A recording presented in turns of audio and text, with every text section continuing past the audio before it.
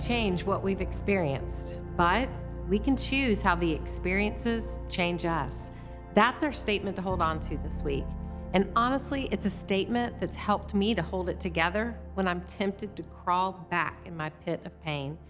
How we view the events and the people involved in circumstances that hurt us in the past determines how these experiences change us for better or worse. For example, if trust has been broken, it's easy to start perceiving no one can be trusted. Or if we have a string of hard circumstances, we can find ourselves saying, of course that would happen to me. This is just how my life always goes. But we have to be careful because perceptions can sometimes be very wrong. Our perceptions can skew the way we view reality. And if we live with a skewed reality, we can't possibly heal completely. We've got to remember just because we think something is true doesn't make it true. I learned this lesson in kind of a humorous but truly unexpected way recently. My friend Meg is an amazing cook. She's an amazing friend to have. And one day, she was going to cook some soup for me. And she said, Lisa, I think it's time that you embrace eating organic vegetables. And I said, Meg, I really don't have a problem eating organic vegetables, but are they really better for you, or are they just marketed that way to make them more expensive? But Meg convinced me they're wonderful for you. So we need to do this soup, and we need to make it with organic vegetables. So the soup she was making was broccoli and cauliflower soup, which doesn't sound particularly awesome, except when I ate it. Y'all, it was so amazing. I don't know what she put in this soup, but all I know is I ate it. All I could think about was, I've got to have another bowl.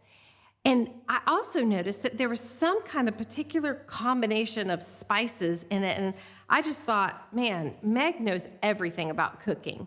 So I ate another bowl. And then after lunch, I kept thinking about the soup all afternoon. And so about 5 o'clock that day, I decided I'm going to have another bowl. And then after I ate that bowl, I decided one more bowl. So by 6 o'clock, when my kids finally came over to eat dinner with me, I'd had 4 bowls of this soup. But I rationalized it's organic, so it's healthy, so it's all good. So my kids went over to the stovetop and ladled up their own bowls of soup. And as they were looking at the soup, they started to look at me and then look back at the soup and look at me. And one of my kids said, Mom, have you eaten this soup? And I said, oh, you guys, have I eaten this soup? This is the most amazing soup. Honestly, I have eaten 4 bowls of this soup. And that's when they started dying laughing. They took out their phone and they took a picture. And you know how on the screen of your phone, you can just kind of spread a picture so that you can see it? Well, this is what they showed me. You guys, those black dots in the soup, they were not spices. They were bugs, like antennas and legs and creepy looking creatures floating in my soup. I called Meg. I said, Meg, the soup had bugs in it. Now, not only had I enjoyed the soup, but I had instructed Meg to make extra soup for my friend Amanda, who'd had surgery. So she and her family, they ate the soup too. Meg said, Lisa, it's fine. People who eat organic vegetables, they just know you don't use pesticides. There's just going to be some bugs in the soup. You don't worry about it. Meg, I'm worried about it. Meg, I am about to go to bed tonight with a belly full of bugs, and that is not okay. As long as I looked at the soup and I perceived that those dots floating in the soup were spices, I ate lots of soup, y'all. I ate lots of bugs. Indeed, we don't always perceive reality. Sometimes reality is a lot different. You know, when we start to connect the dots of our story, like one of the chapters you read to prepare for this week, I talked about a revelation from Adam and Eve that really helped me. But today, I don't want to just connect the facts of our story. I want to start correcting them. These are some of the most helpful truths I've learned in this whole journey because they've taught me sometimes my perceptions of people, no matter how true I think they don't always line up with God's reality. So let's go back to Genesis and first take a look at the ingredients God used to make Adam and Eve. Here's what you read in chapter 6 of the book.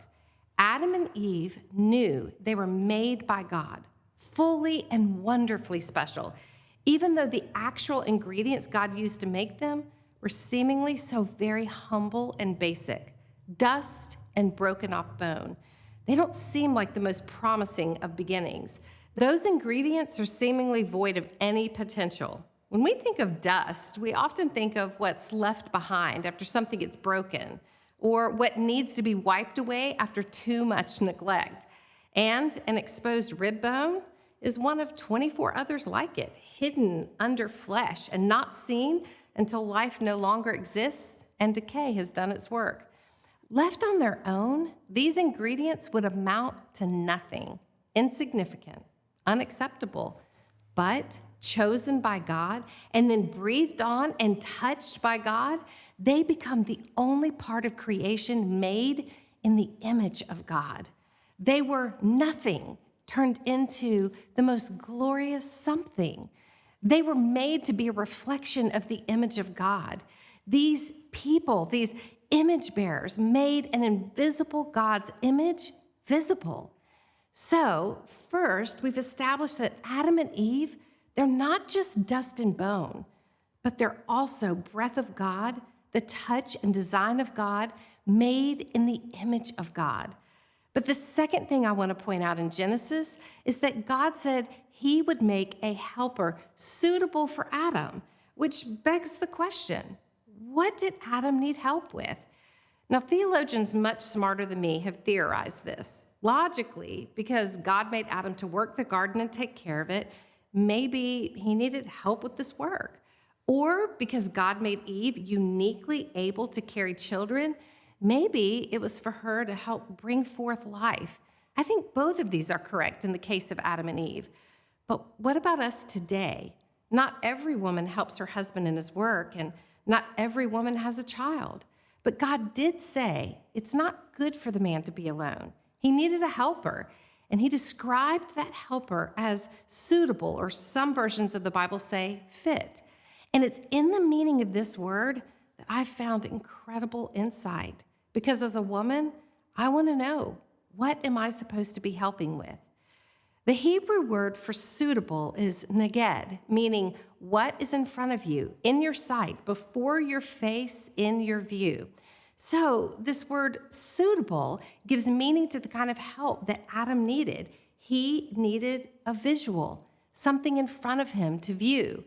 This seems to me to be a reflection, but not like a mirror reflecting only what you place in front of it. No, it's more like a reminder that what's standing in front of him is a reflection of God's image. It seems Eve, in being a helper suitable for him, was to be a reminder of who he was, a human made in God's image, a reflection of the glory of God and the goodness of God. There are two things to notice here. First, it must have been good for Adam to be reminded constantly of who he was, a man made in the image of God. And surely Eve would have needed that same reminder that she was also made in the image of God. And together they were to fill up the earth with the glory of God, not just to be fruitful and multiply it with children, but to multiply the evidence of God himself. Now, let's look at Genesis 1:28. God blessed them and said to them, "Be fruitful and increase in number. Fill the earth and subdue it." To be fruitful and increase the population is pretty obvious. That means to have children. To subdue the earth was the work that they were to do. But don't miss that middle statement. They were also to fill the earth. So what are they supposed to fill the earth with? Well, as image bearers, they were to fill the earth with evidence of the goodness of God and the glory of God. the more that people remind each other of who they really are, the more God's goodness and glory echoes throughout the earth. This is the divine echo. And while this certainly applies to married people, it also applies to every human, because every human is made in the image of God. That's you and me and every person with a beating heart. And the enemy hated every bit of that divine echo by humans made in the image of God, proclaiming the goodness and the glory of God.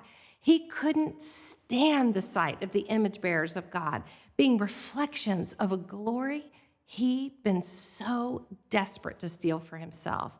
The enemy, Satan, was once the wisest, most beautiful angel of all the angels God made. Let's look at Isaiah 14, verses 13 through 14, and find that it records the evil that entered into him. You said in your heart, I will ascend to the heavens. I will raise my throne above the stars of God. I will sit enthroned on the mount of assembly, on the utmost heights of Mount Zaphon. I will ascend above the tops of the clouds. I will make myself like the Most High. Lucifer, that wise and beautiful angel, he didn't want to serve God. He didn't want to just give God glory. He wanted God's glory to serve him, magnify him, and lift him up as the Most High.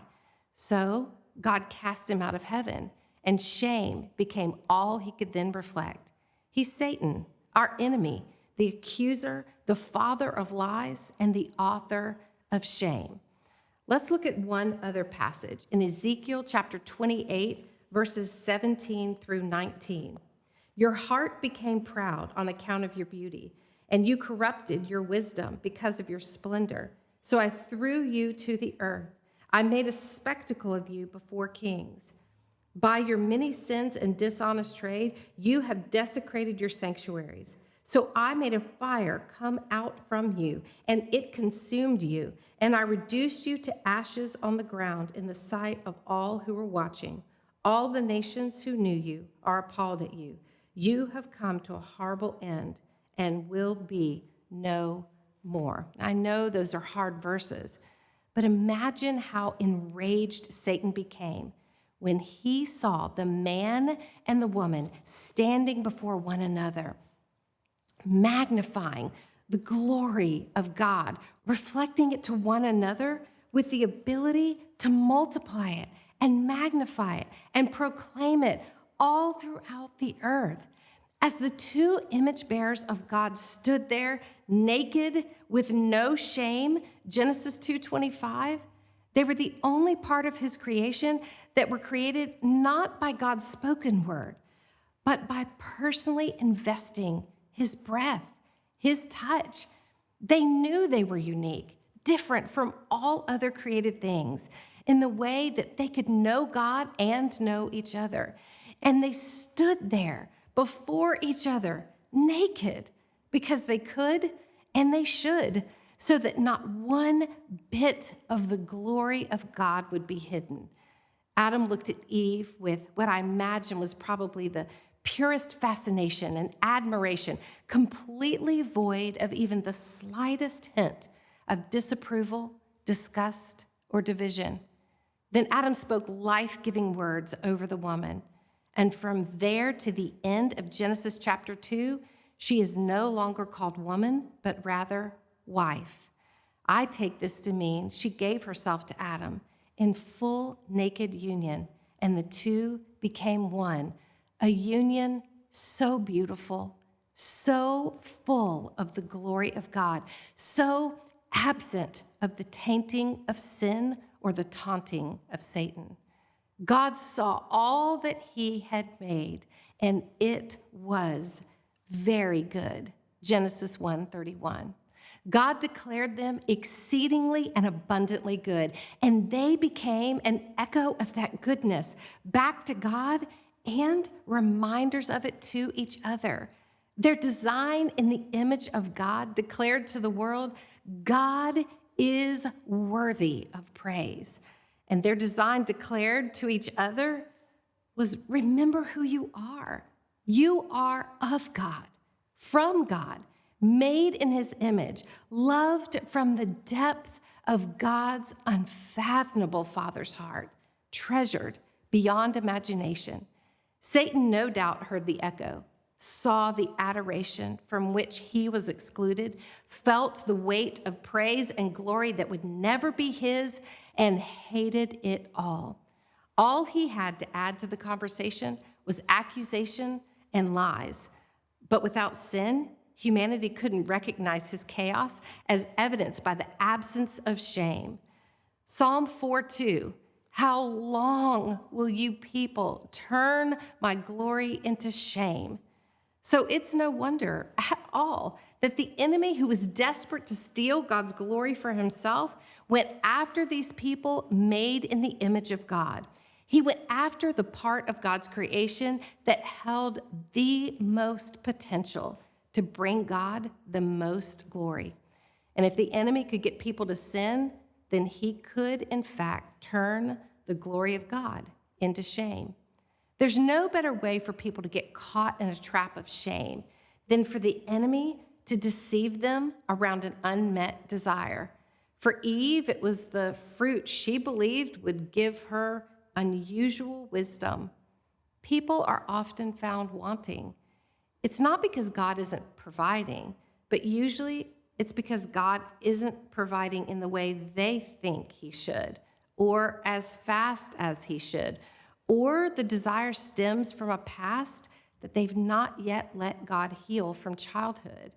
These desires from legitimate needs not met, left unhealed, can sometimes become ravenous appetites that at some point will come out in their adulthood. Or maybe people are just sometimes so wounded in a place so deep that the pulse of pain inside this place, it just screams for relief. The enemy is subtle, introducing illegitimate ways to get legitimate needs met with the slightest hints of compromise at first. Over time, if this thinking isn't course corrected, they may be eased into a place where sin doesn't seem nearly as dangerous as God warned. It actually can feel quite justifiable, like, I deserve this, or I'm mature enough to handle this. This script can play on repeat inside of our minds. And since there's reasonable reasons, it can easily lead people to think, well, maybe this isn't so wrong after all. Besides, who will ever know? So we take the bait. Or, in the case of Adam and Eve, they took the bite. It's sweet to the taste until it slices them open with raging regret. The sin not only opened their eyes to their nakedness and made vulnerability something to be covered, but it also opened their ears to the most vicious accusations. The enemy used their nakedness, both their bared body and their bared emotions, against them. He smelled their fear and he drank it in like liquid motivation. The enemy basked in their belittling. The people no longer saw all that was glorious about how God created them. They looked down or looked across and they saw nakedness as unacceptable, and they attempted to cover what made them vulnerable under a broad, veiny fig leaf. Then they distanced themselves from God. They pointed fingers. Blame drew a sharp line between them, and the man and his wife felt the soul-crushing weight of shame. Shame is the opposite of glorifying God. It is the evidence of the work of the enemy, an enemy who loves to recruit others to help destroy this person, tearing them to shreds, beating their soul black and blue by highlighting the worst about them. Shame's words are accusatory and condemning. Past decisions are gut punches. The anthem of shame is this: you are what you've done. The worst of what others say about you is true. What you did is all you'll ever be. If the enemy can diminish someone's image down to something that they've made for themselves or done to themselves, he will be able to devalue their dignity and devastate their identity. It's so much easier to believe that you're nothing when you forget you were created by the very breath and touch of God himself. Strip a person of that, and they'll feel like nothing but dust in the wind and bone in the grave, insignificant and dead, hardly the light of the world illuminating the goodness and the glory of God for all to see. Seeing people as made in the image of God, loved by God, magnifies God. Seeing people as enemies, shamed because of what they've done, magnifies Satan. This isn't denying your hurt. This is denying Satan the ability to turn your hurt into hate. God can take that same hurt, verging on hate, and turn it into forgiveness. So if I personalize Psalm 4:2, I'll start to ask myself, Lisa, how long will you turn God's glory into shame? Walk in forgiveness by changing how you look at those who hurt you, and change how you see yourself, Lisa. Change how you see all people. Maybe this could be our personal prayer. Lord, forgive me. Forgive me for forgetting to honor your image, both in myself and in other people. And forgive me for forgetting to look at others through the reality of who they really are in you. This isn't just a truth for a husband and a wife. It's how we should look at every human. Now, if I were you, I may ask the hard question. Lisa, would you still say the same thing if Art never returned home? I pray I would, because seeing others made in the image of God, it isn't based on their choices. It's based on God's truth. Again, I know there are complexities to people's actions that hurt us, yes, but forgiveness helps uncomplicate the hurt inside of us. We don't need to wait for other people to do the right things before we make right choices that honor God. So, in my own life, I've turned and looked at Art now for who he is, not what he's done. Those things are real, and some of them are really, really hurtful. And while those choices are his to own, his to confess, and his to answer to God for, they're not the essence of who he is. Does he still have issues? Yes, so do I. But those are for us to work out with God as we go along. That's the work of sanctification, but not identification. What we've done is not who we are. Art is a man made in the image of God. He's not just dust. He's also breath of God. This isn't some weird psychological trick bathed in denial. It's a choice. It's a choice. It's a choice I make to look at Art through the lens of love and let God's truth bring the picture into full focus. Maybe it's the most dignified choice that I've made along this whole journey. As I see myself for who I really am, and as I see him for who he really is, I can accept him and I can accept myself. And you, dear friend, you are more than what's happened to you. How might you be able to see someone in your story for who they really are, not just what they've done? You don't have to start with the person who hurt you most in the world, but start with someone. Take it slow. Take those steps towards seeing past the dust and past the bone. Search for the breath and the touch of God in them. And even more importantly, search for it in yourself. You are made in the holy image of God, designed by God, loved by God. And I truly feel God entrusted me with the high assignment today to echo that to you. This assignment is a privilege, and you're a gift. As a fellow image bearer, I take this opportunity to take the hatred and the hurt Satan tried to drown us in and use it to shame the deceiver and the accuser of our souls back to hell where he belongs. This is the divine echo of the glory of God. I echo it to you today, and for the rest of my days, I'll echo it back to Art. This is vulnerability. There's no performing. There's no secrets. And if I cry in the midnight hours, he wakes up, literally. This is the safety that we never really had before. Emotion, tears, honesty, freedom to discover what's inside without worrying that it will label us with issues or scare the other one away. Just plain humanity set before another who is fully aware of their own frailties. And best of all, the ability to just be with one another without the pressure of feeling like we need to fix one another. That's God's job, after all.